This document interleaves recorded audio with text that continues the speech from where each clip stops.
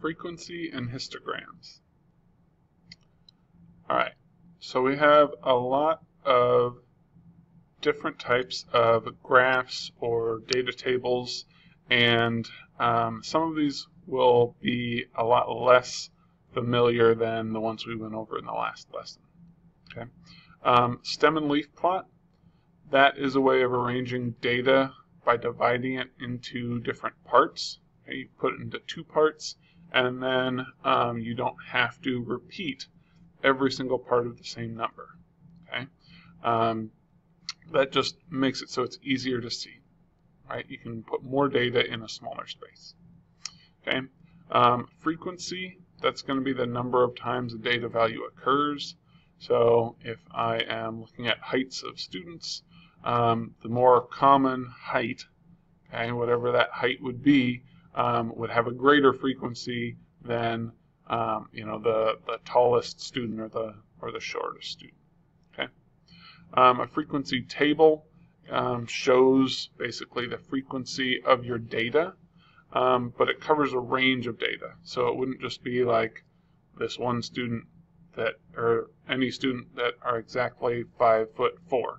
It would be maybe 5'4" to 5'6", and how many students fall into that range. And then 5'6" to 5'8", how many students fall into that range. Okay.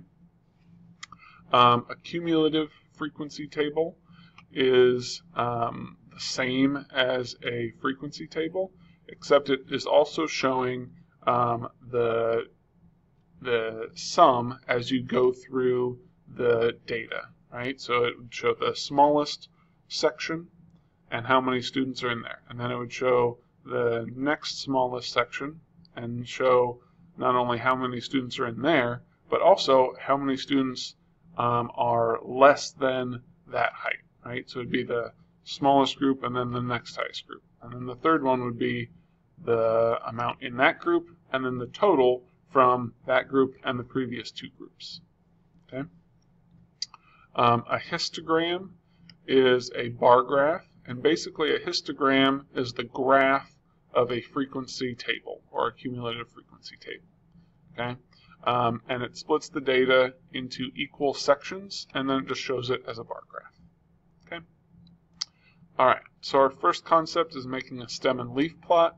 I believe most of you should be comfortable with this, so we'll go through it quickly. So each stem, right, is a value, and in this case, the value is times 10, right? So this would be the tens place of a number, and each leaf shows the ones place of a number. Okay, so you combine the two to make a number. So we have 5 plus 1 times 10, 15. We have 16, 21, 23, 23, 26, 26. And you can see that when we have the same value twice, it shows it twice. Okay, this table, this list of values is the exact same as what's here. All right. What's missing in that one is a key. All right, and we can kind of understand that, yeah, the the stem is the tens place and the leaf is a ones place, but we really should have that labeled. Okay, so when you make a stem and leaf plot, you need to have a key saying either what the stem and what the leaf is, or showing it like this with an example. Okay, so 6 as a stem with 3 as a leaf equals 63 years old. All right. The other thing you can have in a stem and leaf plot is called a back-to-back stem and leaf plot, and basically it just is showing two different categories of data. This one is a little less straightforward, because while over here it looks the same, right? We have boys, we have somebody at 15, somebody at 18, two at 22, one at 23. When we go over to the girls' side, we got to remember this is still our tens place. Okay, so this is not 53, it's 35. All right, so that's the one thing you need to be aware of when you're looking at a back-to-back stem and leaf plot. All right, now you're going to be making your own stem and leaf plots. So here I've got some data. Okay, we've got 2 sets, so that tells us we're going to have a back-to-back stem and leaf plot. Okay, and I've got all of my values are 2-digit numbers with a decimal, with 1 decimal place. Okay, that tells me that when I make my stem and leaf plot, I am going to have my decimals as my leaves, okay, and my 2 digits as my stems. Okay, so I'm going to have stem, and over here I'm going to do leaf, and over here I'm going to do leaf. Oops, no, that's fine. Looks like leaf. It's okay. All right, so I've got my stem and my, I'll fix it, my leaves. Okay. All right.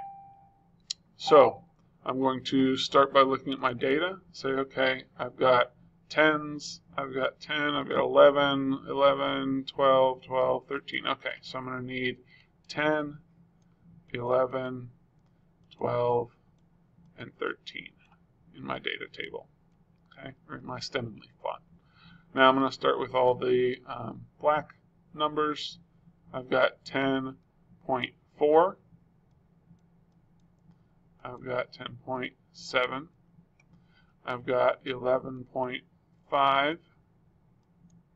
I've got 12.2.